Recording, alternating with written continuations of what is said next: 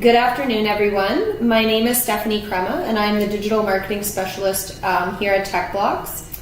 I will be your host today, along with Annie Bustos, our Director of Marketing, and we will be discussing how to bridge the IT business gap in order to bring your customer experience vision to life.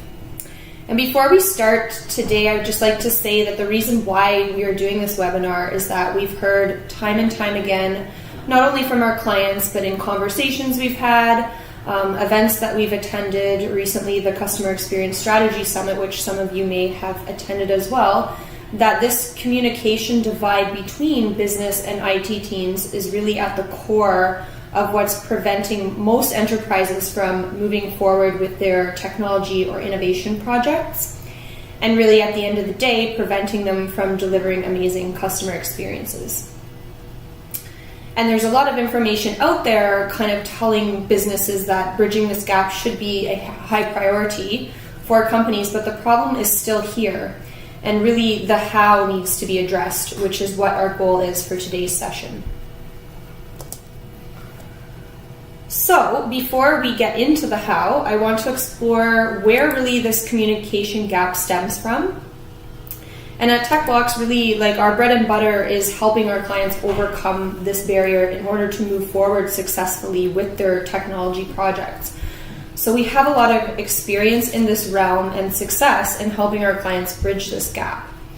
So some of the most common challenges we hear from the business side are that they want to innovate, but they see IT as a major roadblock.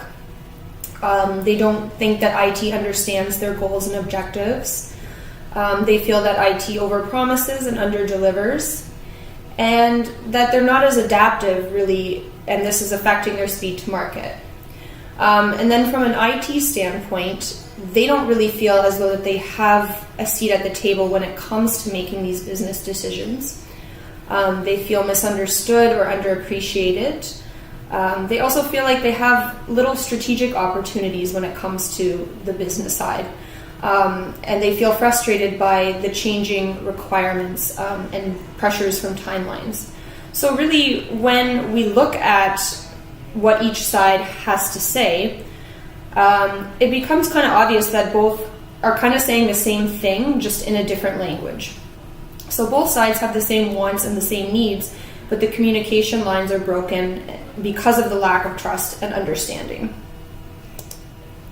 So fundamentally, this disconnect between IT and business is really affecting the bottom line for businesses in terms of missed opportunities to drive revenue growth, grow their market share, increase their speed to market, and improve at the end of the day their customer satisfaction through delivering amazing technology-driven experiences. And if you can't properly communicate with your IT team about a project, they may not understand your goals, and therefore you may not be really maximizing your technology and your systems when it comes to things like intelligent integrations or presenting your data in a meaningful and actionable way to really drive those amazing customer experiences. So the number one goal for any business right now or in the near future should be to improve their processes and their technology and channels to meet the increasing demands of their customers. So by 2017, 50% of product investment projects will be redirected to customer experience innovations. Customer experience really matters because customers no longer really care about your product or service or even your price points. Experience really trumps all. So it seems logical that by 2020, customer experience will overtake price and project as the key brand differentiator. And at the end of the day, your customers are technology driven, and they want these personalized experiences, and they want self-serve capabilities and faster resolution times, convenient ordering and shipping, all from their mobile phones. And they want this today, really. They don't want it tomorrow. And in the next 4 years, the customer will manage 85% of their relationships with a brand without even interacting with a single human being, which is pretty huge. So it's obvious that the way businesses interact with their customers is really evolving at a rapid pace. And those businesses that prioritize customer experiences now will really be rewarded, and those that don't will really fall behind. So to kind of reiterate, businesses are facing rapid change with technology-empowered consumers and increased access to technology such as cloud-based CRM, marketing automation, and content management tools. And this combination of pressures, both from the consumer side and the pressure to update legacy systems, is forcing new demands on businesses that ultimately trickle down to IT. So IT is no longer about running efficient back-end systems. They're really, like, technology really permeates through the entire aspect of the business. So the pace of business change and the rate of technology innovation are both accelerating to the point where business and IT are almost now converging. It's not just about IT and business being aligned necessarily anymore. It's about total integration, or the blending of the two towards achieving a common goal. And now IT is really becoming this growth catalyst that will help businesses meet the rising customer demands, drive loyalty and engagement through things like business intelligence solutions, omni-channel experiences, self-serve, mobile optimization, and through the Internet of Things. So, with that being said, I'm going to now hand it over to Annie to talk about how businesses can effectively bridge this gap to drive customer experience transformation. Perfect. Thank you, Stephanie. That was a great understanding, and definitely helped sort of put things in perspective in terms of where a lot of these conflicts lie and the importance of customer experience and how that's really going to be driving innovation in the future. So in this session, we do want to give you some helpful ways of how you could sort of continue to move forward and push these initiatives that are so critical to your business forward in a collaborative and agile fashion. So some key things to take away, just to sort of temper the expectations. I'm going to be providing some general guidelines. It is definitely not a formula that can be applied to everyone. So in a lot of our consulting projects, and we do this quite a bit, where part of what our role is to really unify the team between business and IT and make sure that there's a very clear path moving forward. Not every two cases is ever the same, really. There's different challenges with different groups, different mindsets. So what we're going to try to do in this presentation is provide you with a framework that you could hopefully take away some helpful new sort of way of thinking of things and new way of approaching things. But by all means, this is definitely not a formula.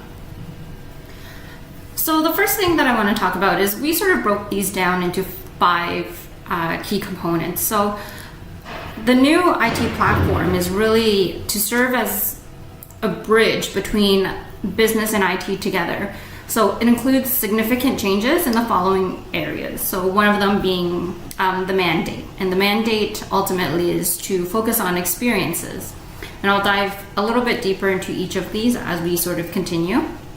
The second one is delivery. So how IT delivers solution and how companies need to remain adaptive in an agile implementation model.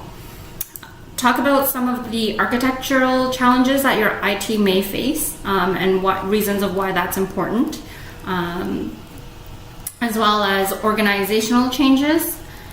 So there's some sort of key components and key things that need to happen within your organization, as well as any regulations that you'll need to consider depending on your particular industry or vertical.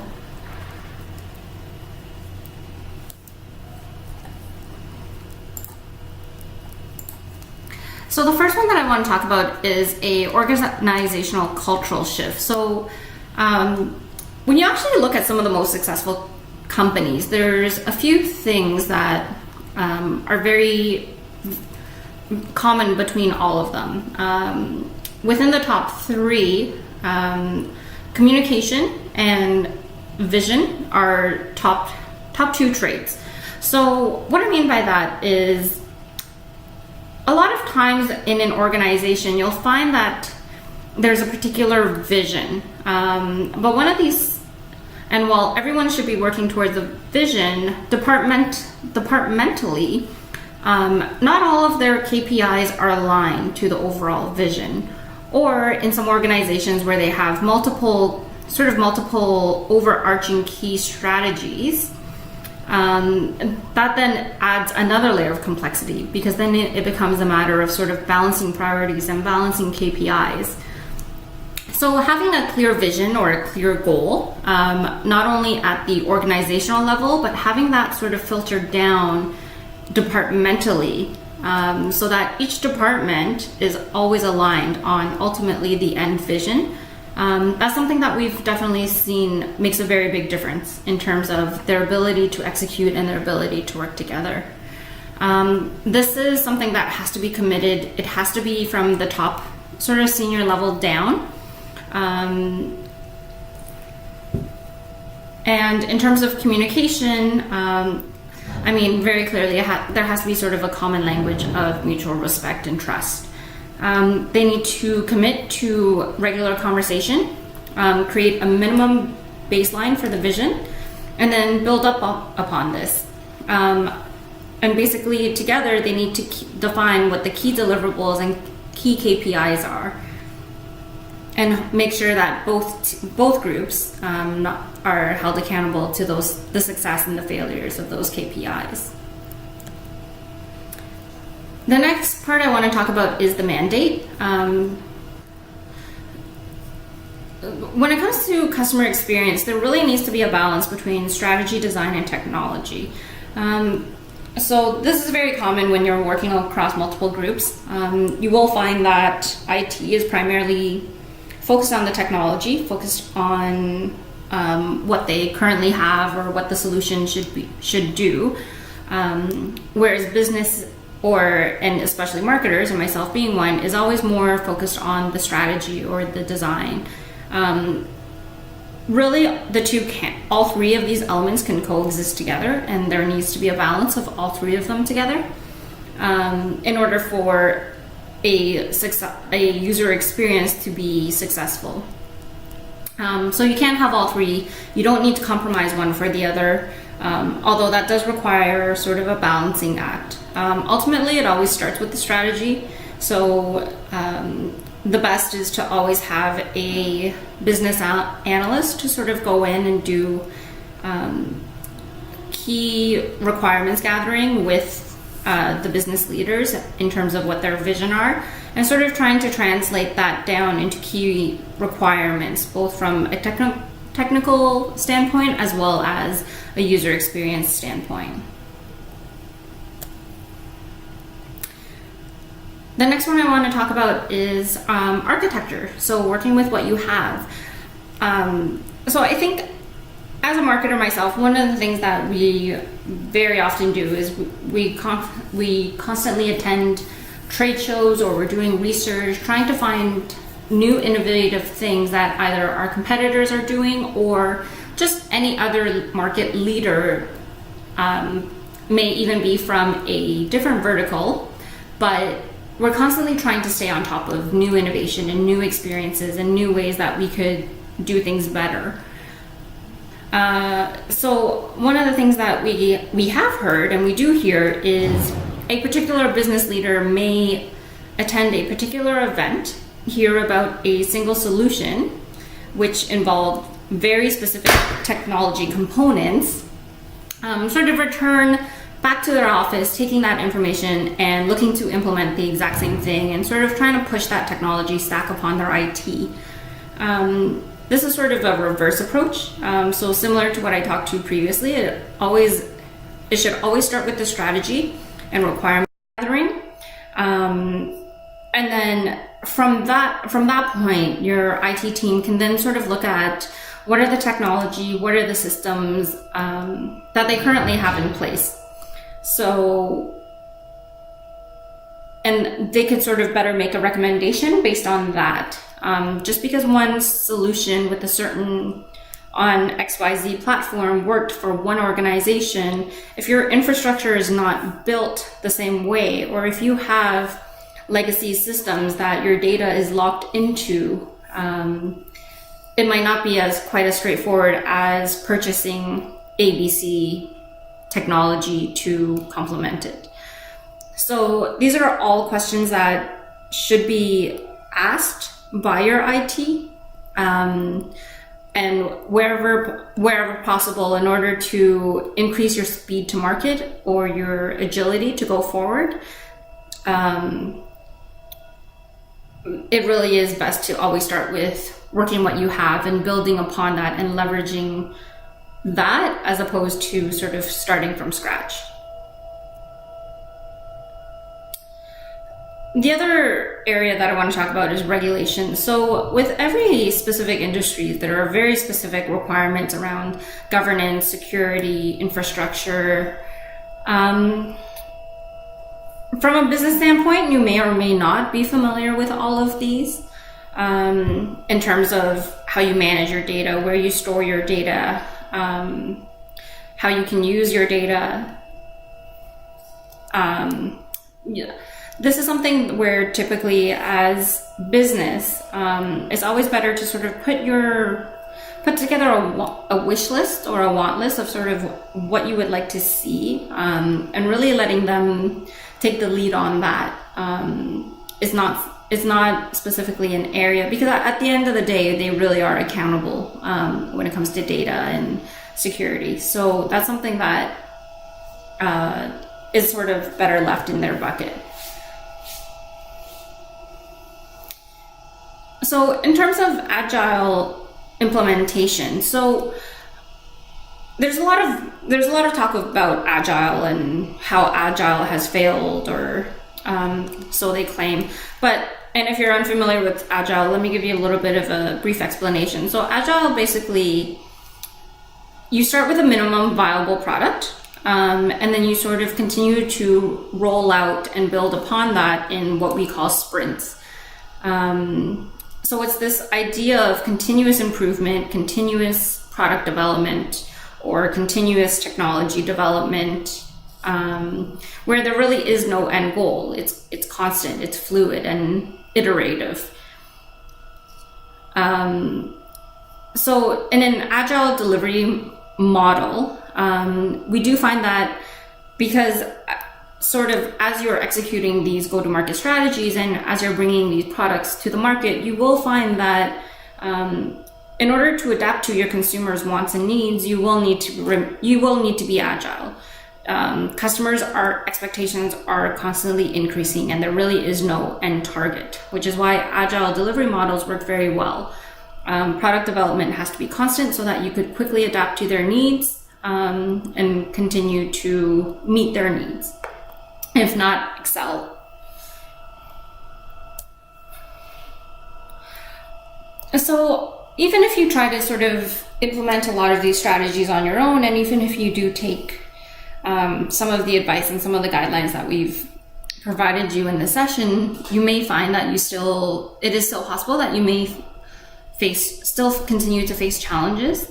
As I mentioned, this is not a cookie cutter. And some things are always more simply defined as you speak to it, as opposed to through actual execution.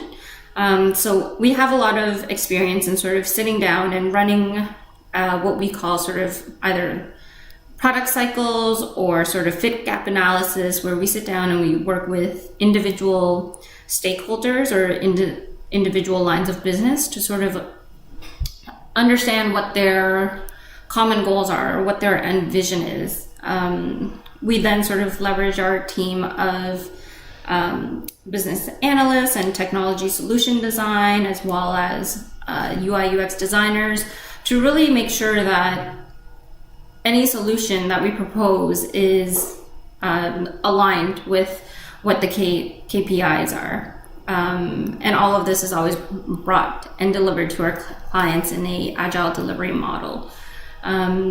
So if there's any interest at all if anyone on the line is open to sort of discussing that, we actually do have a few offers where we could come in and do some sort of pro bono or free of charge work. So I'll sort of let Stephanie talk to those.